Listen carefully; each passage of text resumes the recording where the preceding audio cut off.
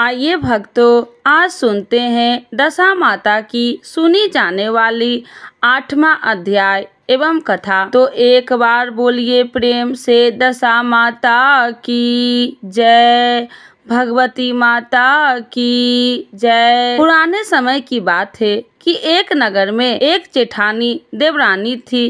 वे दोनों निसंतान थी। वे मेहनत करके पेट पालती थी। दोनों व्रत पूजन भी नहीं करती थी। एक दिन दो प्रातःकाल गांव में आग लेने गई। उस दिन गांव में दशा माता का पूजन था, इसीलिए उन्हें किसी के यहाँ से भी आग नहीं मिली।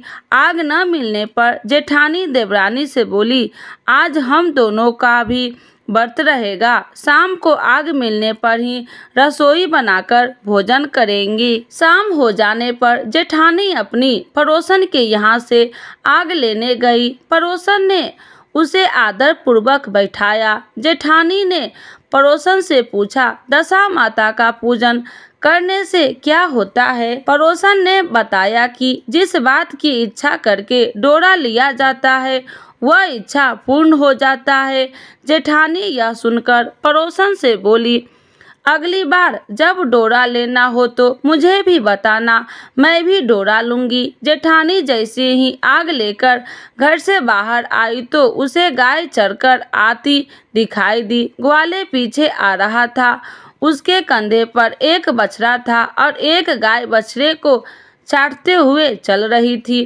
पड़ोसन ने ग्वाला से पूछा, तुम्हारी गाय के पहली बार प्रसव हुआ है क्या? ग्वाले ने बताया कि हाँ। पड़ोसन ने फिर पूछा, गाय ने बछड़ा दिया है या बछिया?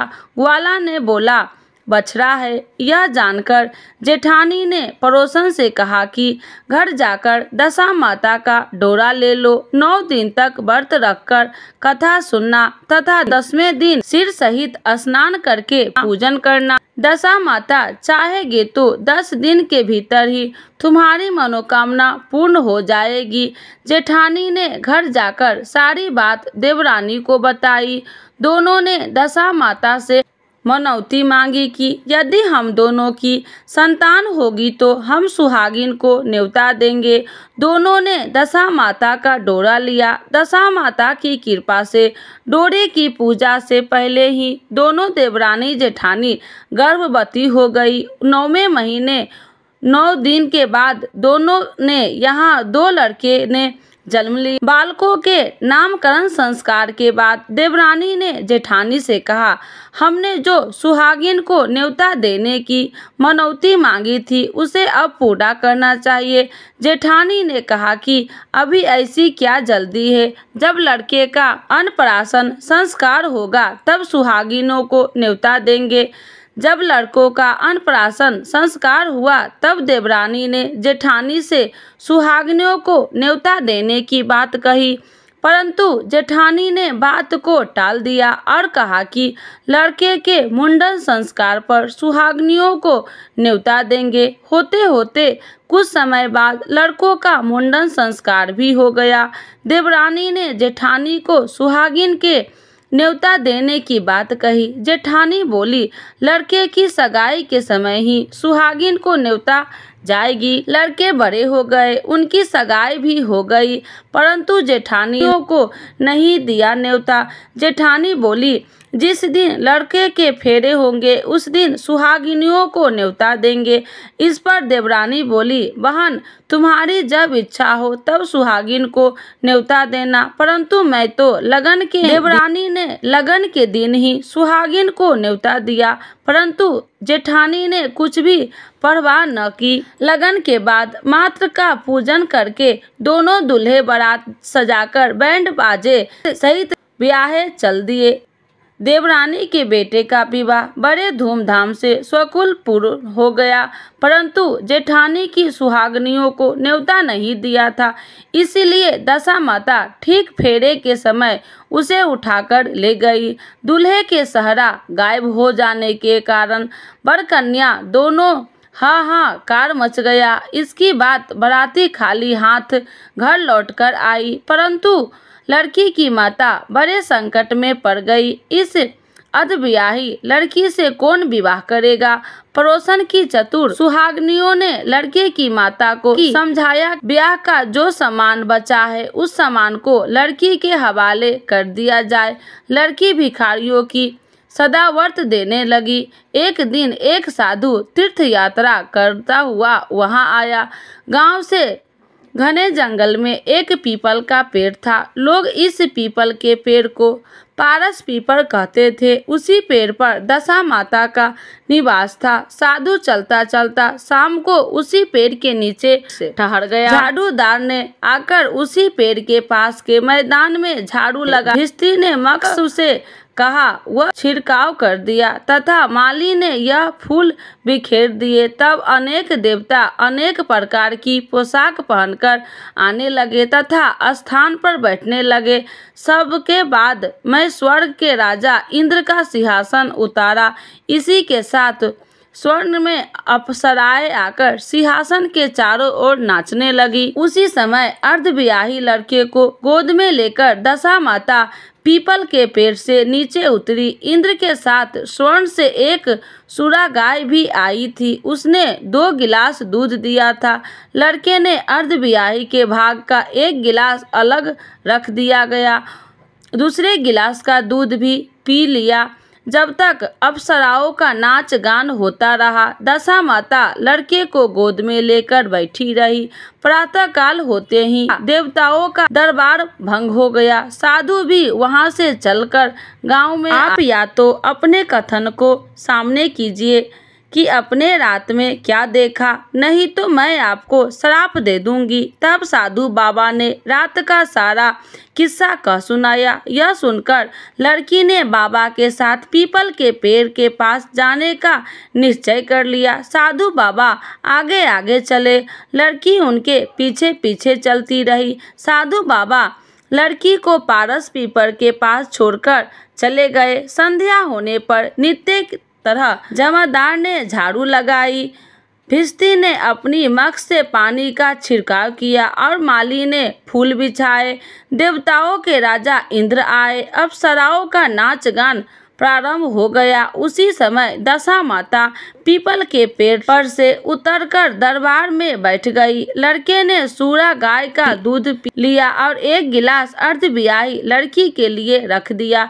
जैसे ही लड़के ने दूध का गिलास मुंह पर लगाया, त्यों ही लड़की दूसरा गिलास हाथ में लेकर वर के सामने आ गई। वह बोली, अपना भाग लेने के लिए मैं उपस्थित हूँ। मेरे लिए क्या आज्ञा है, मैं सेवा करने के लिए तैयार हूँ। तब लड़का बोला, मैं इस तरह से तुमसे नहीं मिल सकता हूँ। मैं दशा माता की सेवा में रहता हूँ। मुझे अभी दरबार में जाकर दशा माता की गोद में बैठना होगा। यदि तुम्हें मुझसे प्यार है तो दशा माता को प्रसन्न करके उनसे मुझे अपने लिए मांग सकती हो, तब मैं तुम्हारा हो सकता हूँ। लड़का दूध पीकर दशा माता की गोद में जाकर बैठा। लड़की अप्सराएं के साथ नाच गान लगी। तब सवेरा हुआ तो दशा माता ने इस नई लड़की को बुलाकर पूछा, तुम कौन हो? तुम्हारे नाचने से मैं बहुत प्रसन्न हुई। जो कुछ मांगना है मांग लो। लड़की ने दशा माता से वचन ले लिया कि मैं जो कुछ मांगूंगी वह आप मुझे प्रदान करेंगे। तथास्तु कहने के बाद लड़की ने दशा माता ने अपने पति को पकड़कर कहा, मुझे यही चाहिए। दशा माता ने कहा, तूने मांगा तो बहुत, परंतु मैं वचन दे चुकी हूँ, इसी कारण तेरे पति को तुझे वापस देती हूँ। राजा इंद्र ने पूछा कि भगवती, यह सब क्या राज है? मैं इस राज को जानना चाहता हूँ। तब दशा माता ने बताया कि यह लड़का मेरे वरदान से ही प्राप्त हुआ था और इसकी माता ने मनौती मांगी थी कि लड़का पैदा होने पर सुहागिनियों को न्योता दूंगी, परंतु उसने अभी तक अपना वचन पूरा नहीं किया। इस कारण मैं इस लड़के को विवाह मंडप से उठा लाई थी। यह लड़की इसकी अर्धविवाही पत्नी है और पतिव्रता है। पतिव्रता होने के कारण यह देव समाज में पहुंचकर मुझसे अपना पति मांग रही है। दशा माता के ऐसा वचन सुनकर इंद्र सहित सब देवताओं ने वर वधू के ऊपर पुष्प की वर्षा की तब एक साधु बाबा भी वहां पर आ गए। साधु बाबा दूल्हा और दुल्हन को साथ देकर गांव और चल पड़े। जब ये तीनों गांव के समीप पहुंच तो गांव वाले ने दूल्हा दुल्हन को देखकर लड़की के पिता को सूचना दी कि तुम्हारी पुत्री एप दूल्हे के साथ आ रही है। जिस दिन से लड़की चली गई थी तो उसके पिता को लोकापदाप के डर से बाहर निकलना बंद कर दिया। गांव वाले की यह भी बात सुनकर उसने घर के बाहर बंद कर लिए। उसने समझा लड़की साधु बाबा के साथ आ रही होगी, इसीलिए लोग मेरा उपहास कर रहे हैं। जब गांव के गणमान्य व्यक्तियों ने भी वही बात बताई, जब उसने घर के किवाड़ खोले और बाहर निकला, जब उसने सचमुच अपने द्वार पर लड़की और दामाद को खड़े देखा तो उसकी प्रसन्नता का ठिकाना नहीं रहा। लड़की ने पिता ने इसी खुशी को मौके पर बहुत दान पुण्य किया और फिर से विवाह की तैयारी की। लड़की ने अपनी माता से कहा कि इस तरह से विवाह नहीं होगा, पहले दूल्हे की माता सुहागनियों को न्योता देकर बारात लेकर आए, तब विवाह के नेग पूरे किए जाएंगे। लड़की के पिता ने लड़के के घर पर खबर भेजी। लड़के की मां ने पहले सुहागिनियों को न्योता दिया, तब बारात चली। बड़ी धूमधाम से विवाह हुआ। वर वधू दोनों अपने घर पर आ गए। वधू की खुशी में लड़के की माता ने दोबारा सुहागिनियों को न्योता दिया। उसी समय से विवाह के दिन वर के घर पर सुहागिनियों का न्योता की प्रथा चली आ रही है। दशा माता ने जिस तरह सती की दशा बदली, वैसे ही सभी का कल्याण करे। तो एक बार बोलिए प्रेम से दशा माता की जय, भगवती माता की जय, सभी देवी देवताओं की जय।